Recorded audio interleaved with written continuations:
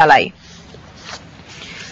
শিক্ষাক্ষেত্রে যুগোপযোগী পরিবর্তন আনায় শিক্ষামন্ত্রী নুরুল ইসলাম নাহিদ ও বাংলাদেশের SSBCL গ্রুপকে award for outstanding contribution for education পদক দিয়েছে the world education Congress.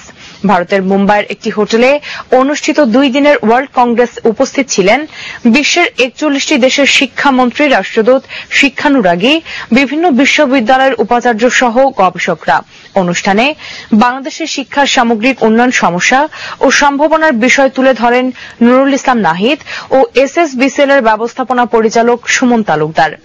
Bangladesh থেকে বিশ্বের বিখ্যাত বিশ্ববিদ্যালয়গুলোতে শিক্ষার্থীদের উচ্চশিক্ষার সুযোগ করে দেয় SSBCL লাভ করে award for outstanding contribution to education পুরস্কার।